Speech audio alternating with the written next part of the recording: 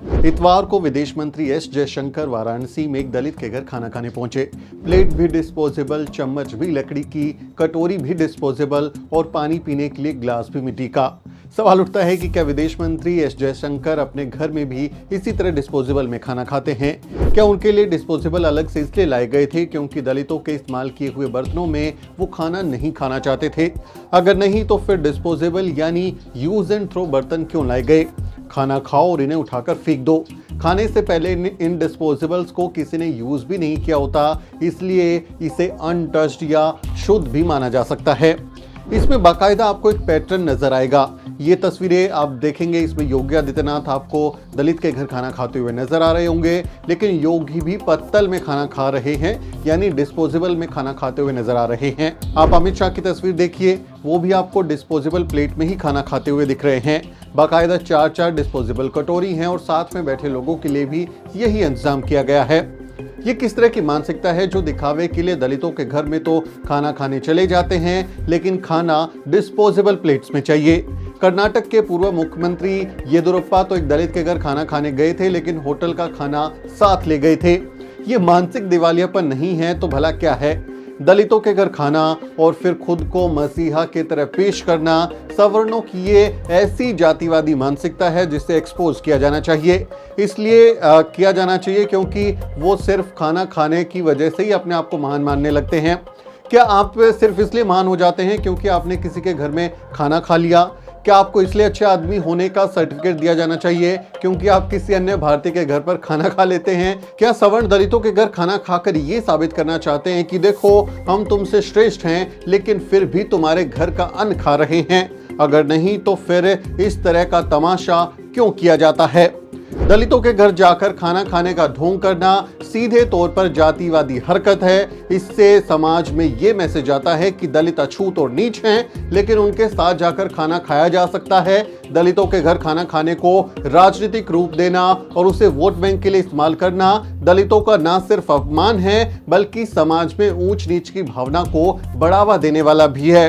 दलितों के घर में इस तरह से खाना खाने का दिखावा करना दलितों के साथ हमदर्दी की झूठी तस्वीर पेश करता है और उनके साथ होने वाली तमाम जातियों और चुनौतियों को नजरअंदाज करता है। राजनीति में इससे यही संदेश जाता है कि दलित भले ही मरते रहें, लेकिन एक आध दिन जाकर उनके घर खाना खा लो, बस उसी से आपकी दुकानदारी चलती रहेगी। यानी ये दलितों की असली समस्याओं से ध्यान भटकाने का तरीका है। इसलिए ऐसा दिखावटीपन बंद होना चाहिए।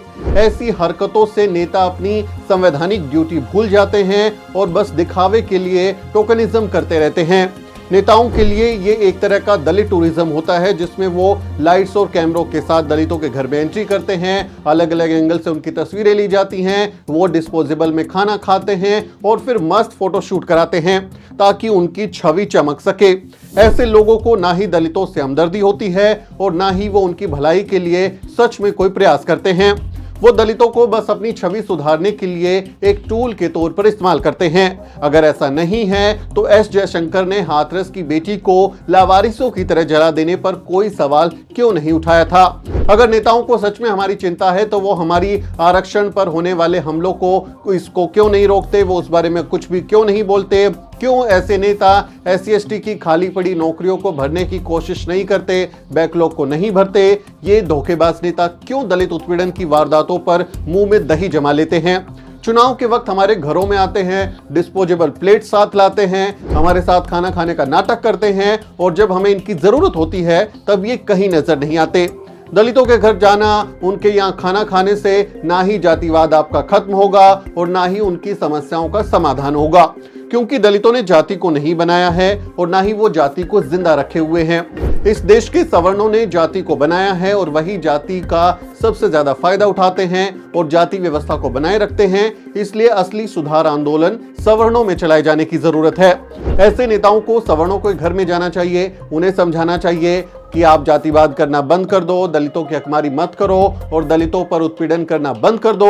अगर सवर्ण समझ गए तो फिर जातिवाद छोड़ देंगे और फिर ये समस्या खत्म हो जाएगी। इसलिए ऐसे नेताओं को चाहिए कि वो सवर्णों के अंदर सुधार आंदोलन चलाएं। जाति की बीमारी से जो पीड़ित है उसे इंजेक्शन लगाए जाने की जरूरत है, जो बीमार नहीं है उसे भला जबरदस्ती एंटी कास्ट इंजेक्शन क्यों लगाए जा रहे हैं? ये मानसिक दोगलापन तो है ही, साथ ही ये खुद को श्रेष्ठ साबित करने वाली ब्राह्मणवादी सोच का भी जीता जागता नमूना है। इससे एक अजीब सी आपको महसूस होता है कि देखो मैं कितना अच्छा आदमी हूं, मैं कितना भला आदमी हूं कि मैं दलितों के घर जाकर खाना खा लिया। ये आपको अपने अंदर कहें कि आत्ममुग्धता से भरता है, आपको बड़ा महसूस कराने की, आपको अच्छा महसूस कराने का एक कहें कि ये तरीका हो सकता है, इसलिए शायद ये सवर्ण इस तरह की हरकतें करते हैं। गांधी भी यही किया करते थे। गांधी को अगर आप देखेंगे तो वो भी इस तरह की हरकतें किया करते थे। वो दलित बस्तियों में जाकर जाति को खत्म करने का ज्ञान देते थे, दलितों को इकट्ठा करके कहते थे कि जातिवाद बंद कर देना चाहिए, छुआछूत बंद कर देनी चाहिए। जबकि बाबा साहब डॉक्टर अम्बेडकर कहते थे कि अगर गांधी जाति व्यवस्था को खत्म करना चाहते हैं तो उन्हें सवर्णों की बस्तियों में जाकर सवर्णों को समझाना चाहिए। गांधी ने कांग्रेस की सदस्यता पाने के लिए खादी के इस्तेमाल को शर्त बनाया था कि आपको कांग्रेस की सदस्यता तब मिलेगी जब आप खादी का इस्तेमाल करते होंगे। बाबा साहब ने तब पूछा था कि अगर आप इतने ही दलित हितैषी हैं तो फिर आपने कांग्रेस ज्वाइन करने के लिए जातिवाद छोड़ने की शर्त क्यों नहीं लगाई कि आपको कांग्रेस की सदस्यता तभी मिलेगी जब आप जातिवाद करना छोड़ देंगे। यानी बाबा साहब कहते हैं कि समस्या की मूल पर वार करना चाहिए। अगर जाति के पेड़ को काटना है तो टहनियां काटने, पत्ते हटाने से काम नहीं चलेगा, बल्कि उसकी जड़ को काटना पड़ेगा। लेकिन पता नहीं क्यों सवर्णों को यह बात आज तक समझ नहीं आई। बस सुबह सवेरे उठते हैं, मुंह धोते हैं, निकल पड़ते हैं और दलितों के घर खाना खाने के लिए पहुंच जाते हैं। दलितों के घर जाकर उनका खाना खाते हैं, उनके पैसे खर्च कराते हैं, उनका समय खराब करते हैं। ऐसे सवर्ण नेताओं को यह समझना चाहिए कि वो सवर्ण नेता कभी दलितों को अपने घर बुलाकर खाना क्यों नहीं खिलाते। क्यों ये नेता दलितों को अपनी डाइनिंग टेबल पर साथ बैठाकर पकवान नहीं परोसते। क्या इन्होंने सिर्फ दलितों के घर जाकर खाना सीखा है? ये कभी दलितों की मेहमान नवाजी क्यों नहीं करते? अरे सवर्ण नेताओं, कभी हमें भी अपने घर बुलाओ, हमारी पसंद का खाना बनाओ, हमें जो आइसक्रीम खानी है, जो आइसक्रीम पसंद है वो मंगाओ, जो मिठाई हमें पसंद है वो बनाओ, हमें चिकन खाना है या फिर शाही पनीर खाना है, कभी हमसे भी तो पूछ लो कि हमको खाना क्या है। हम बताएंगे आपको अपनी पसंद। और हाँ, हम आपकी तरह डिस्पोजेबल प्लेट्स भी नहीं लाएंगे और उसकी शर्त नहीं रखेंगे कि हम तभी आपके यहाँ खाना खाने आएंगे कि आप पहले डिस्पोजेबल प्लेट्स लाइए। आपके ही घर की प्लेट्स में हम खाना खा लेंगे, बस प्लेट अच्छे से जरूर धो लेना, क्योंकि हम लोग हाइजीन से कोई कॉम्प्रोमाइज नहीं करते। साफ सुथरी प्लेट होनी चाहिए, हम उसमें खाना खा लेंगे।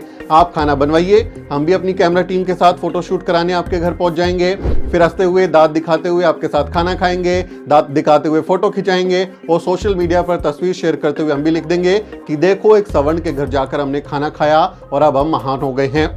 दलित नेताओं को भी आपसे सीख लेनी चाहिए और सवर्णों के यहाँ खाना खाकर फोटो शूट कराना चाहिए, ताकि समाज में एकता बनी रहे, जातियां खत्म हो और विश्व का कल्याण हो।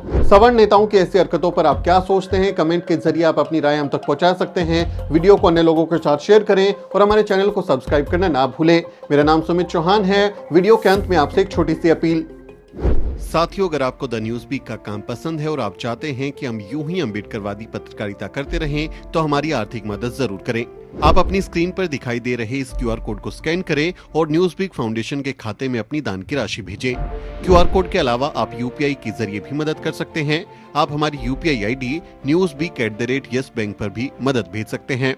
इसके अलावा आप हमारे अकाउंट में भी मदद भेज सकते हैं। खाते का नाम है news week foundation, account number है 02358800000640।